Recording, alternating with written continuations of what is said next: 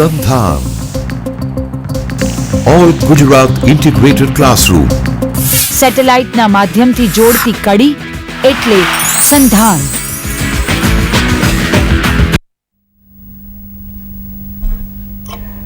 नमस्कार मित्रों, आज हम आपको खुशनुमा सुबह के साथ मिलते हैं और निराला की रचनाओं के विषय में हम थोड़ा बहुत प्रकाश डालेंगे।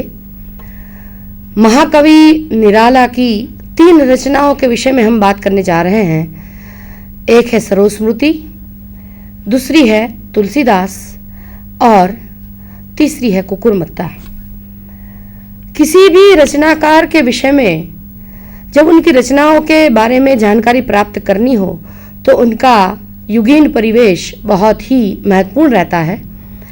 इस संदर्भ में निराला जी के विषय में सामान्य परिचय और उनका साहित्यिक अवदान।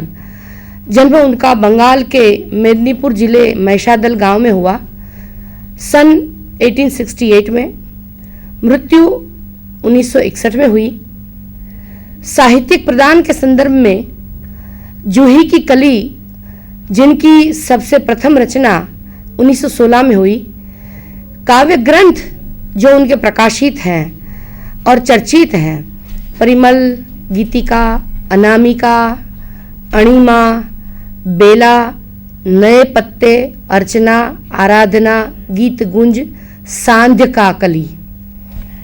तत्पश्चात उनके उपन्यासों की और अगर हम नज़र करें तो अप्सरा, अलका, निरुपमा, प्रभावती, चोटी की पकड़, काले कारनामे, चमेली, कहानी संकलन है उनके, लीली देवी, सुकुल की बीवी, चतुर चमार, सखी, निबंध संग्रह, प्रबंध पद्य है, प्रबंध प्रतिमा, चाबुक चयन संग्रह आदि उनके उपन्यास और कहानी संकलन है।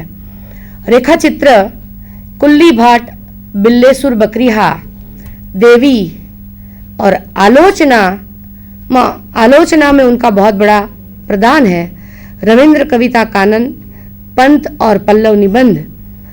और अनुवाद में देखा जाए तो आम तौर पर उन्होंने बहुत बंगाली से अनुवाद किए हैं, जिनके कुछ नाम यहाँ पर मैं आपके सामने रखना चाहूँगी। आनंद मठ है, कपाल है, कुंडला, चंद्रशेखर, युगलांगुरीय और विषवृक्ष।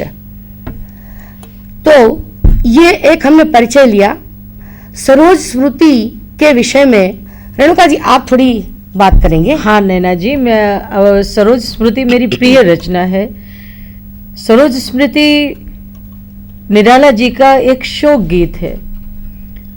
जब उनकी बेटी नहीं रही, बहुत छोटी उम्र में ही 1935 में निराला जी की विवाहिता बेटी सरोज, लंबी बीमारी जिसमें उसके बगल में फोड़ा हुआ था और वो दर्द बढ़ता चला गया, और एक दिन ऐसा आया कि उनकी जवान बेटी चल बसी और उसके निधन से आहत निराला जी, हम उनको देखते हैं कि जहाँ उनके बारे में ये कहा जाता है कि वज्रादपि कठोराणी मृदुनी कुसुमादपि, वे वज्र से भी कठोर और फूल से भी कोमल थे।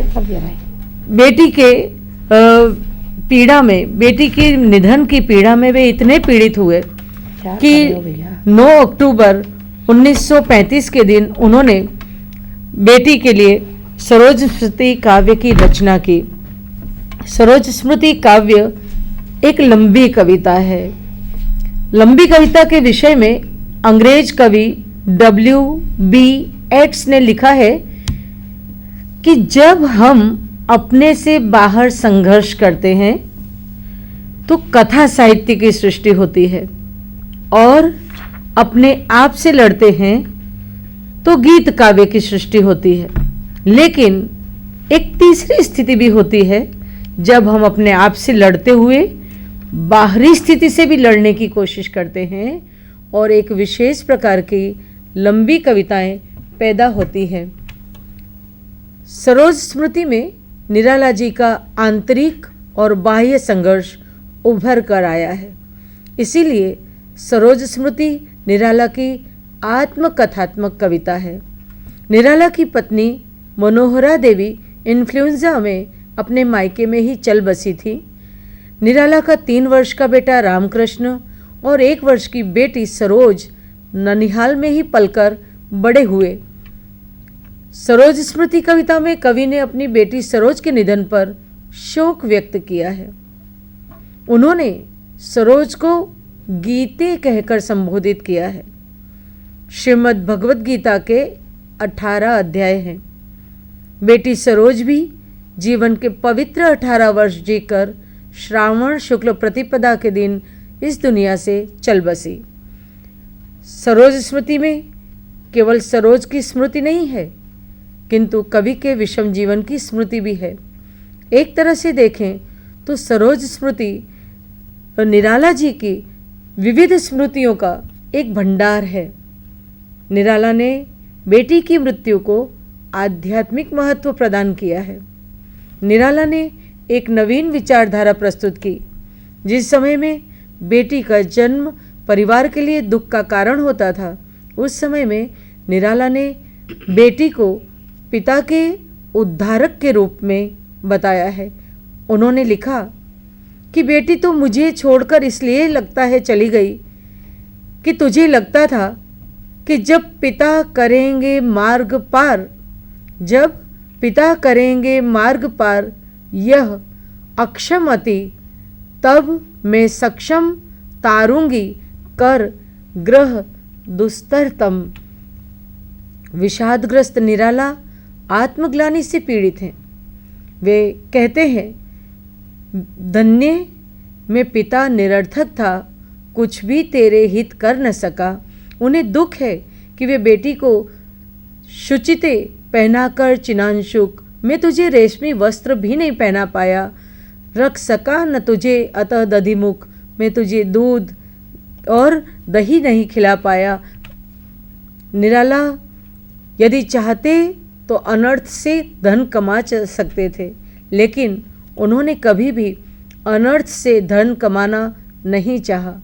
हिंदी साहित्य समाज ने इस प्रतिभाशाली कवि की बहुत उपेक्षा की।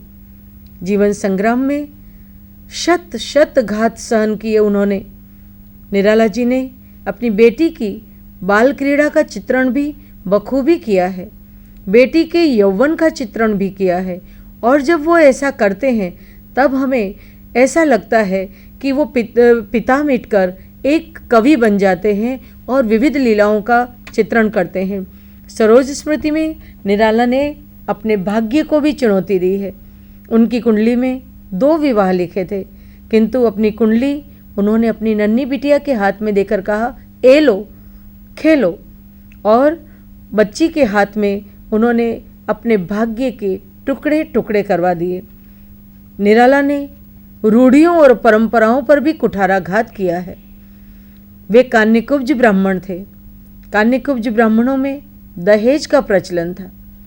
निराला ने अपनी बेटी का विवाह बिना दहेज दिए एक विद्वान नवयुवक साहित्यकार श्री शिवशेखर द्विवेदी से किया और उन्होंने दामाद से स्पष्ट कहा, मैं हूँ रिक्त हस्त, अपने पूर्वजों की संपत्ति मैं महाजनों को अर्पित करके दहेज देने के पक्ष में नहीं हूँ। शादी विवाह में मिथ्या खर्च के वे विरोधी थे। उन्होंने और एक क्रांतिकारी कदम उठाया, अपनी बेटी के विवाह में स्वयं मंत्रोच्चार किया।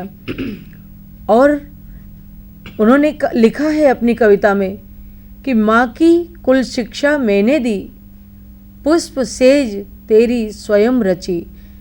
निराला अपनी बेटी के लिए माँ भी थे, पिता भी थे, मित्र भी थे।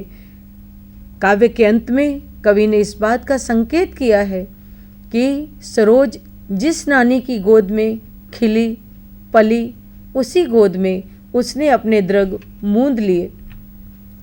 निराला का हृदय बेटी के निधन से आहत हुआ। उनके शब्द आंसू बनकर बेटी का तर्पण करते हैं। वे लिखते हैं, मुझ भाग्यहीन की तू संबल, युग वर्ष बाद जब हुई विकल, दुख ही जीवन की कथा रही, क्या कहूँ आज जो नहीं कही। कन्ये गत कर्मों का अर्पण, कर करता में तेरा तर्पण। राजकुमार सैनी ने अपने ग्रंथ निराला का काव्य में लिखा है कि सरोज स्मृति निराला को दुख दर्दों की अभिव्यक्ति करने वाले एक बड़े कवि के रूप में प्रतिष्ठित करती है। वे आधुनिक हिंदी के खड़ी बोली के भवभूति हैं। नैना जी, मुझे लगता है निराला जी की तुलसीदास रचना के बारे में आपसे ज़्यादा अच्छा कोई नहीं बता सकता। जरा आपने तुलसीदास के विषय में, उनकी रचना के विषय में प्रकाश डालें। तुलसीदास निराला जी की बहुचर्चित लंबी कविताओं की, दीर्घ कविताओं की परंपरा में रची गई एक पौराणिक आधार लेती हुई कथा है। और एक तरह से कहेंगे तो ये लंबी कविता की श्रृंखला में हमने आगे देखा निराला जी के जितने काव्य संकलन हैं उसमें परिमल के बाद अनामिका के अंतर्गत उन्होंने संकलन के रूप में कुछ लंबी कविताएं हैं और उसके साथ साथ बंगाली से किए हुए लंबी कविता के आख्यात्मक अनुवाद भी हैं। तो लंबी कविताएं जो उन्होंने रची है उनमें सरोज स्मृति, राम की शक्ति पूजा और तुलसीदास इसी श्रृंखला की बहुचर्चित एक रचना रही है। और सशक्त कलम से उन्होंने इन दीर्घ कविताओं को रचा है। छायावादी कवि होने के नाते निराला जी बहुत ही महाकवि के रूप में प्रचलित है, पर ये कविता के कारण या तुलसीदास की रचना के बावजूद उनमें रहस्यवाद के संस्पर्श भी हमें दिखाई देते हैं। सरोज स्मृति, राम की शक्ति पूजा और तुलसीदास एक ही पंक्ति में रखी जा सके ऐसी आख्यानात्मक रचना है। आगे हमने देखा सरोज स्मृति में कवि ने बेटी के जीवन की पीड़ा, बेटी के विरह की पीड़ा, बेटी के न रहने की जो एक वेदना है उसको अभिव्यक्त किया है। तो उसके पश्चात तुलसीदास के अंतर्गत सांस्कृतिक परिवेश के साथ तुलसीदास का एक जग प्रसिद्ध जो वाकया है कि वो पागल की भांति अपनी पत्नी के पीछे मायके चले जाते हैं और वहाँ पर रत्नावली उसे कामोत्सुक कहकर धुतकार देती है और उनका जीवन जो है वो ऊर्ध्वमुखी दिशा में अग्रसर होता है। तो ये कथा का आधार है।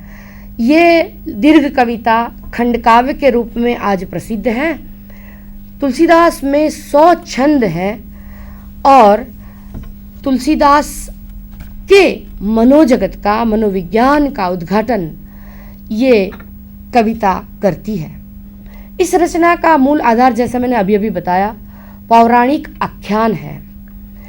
इस प्रबुद्ध रचनाकार ने कलात्मक संवेदना, दार्शनिकता एवं स्वच्छंद शैली में तुलसीदास के जीवन की इस घटना को गूंथा है और इस गुम्फन में उन्होंने तुलसीदास के माध्यम से, एक चरित्र के माध्यम से अपनी बात, अपने जितने विचार, अपनी मुक्तता आदि की अभिव्यक्ति करने का सक्षम प्रयास है और वो आज हर जगह चर्चित है।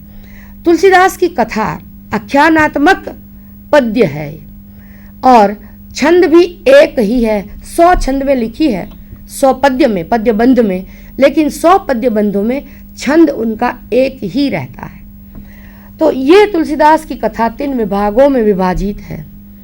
प्रथम विभाग के अंतर्गत भारतीय संस्कृति के उत्थान पतन का, तुलसीदास के जन्म आदि का चित्रण है। उत्थान पतन की बात जब हम देखते हैं तो वहाँ मुगल साम्राज्य और मुसलमानों का हमारे ऊपर आधिपत्य रहा।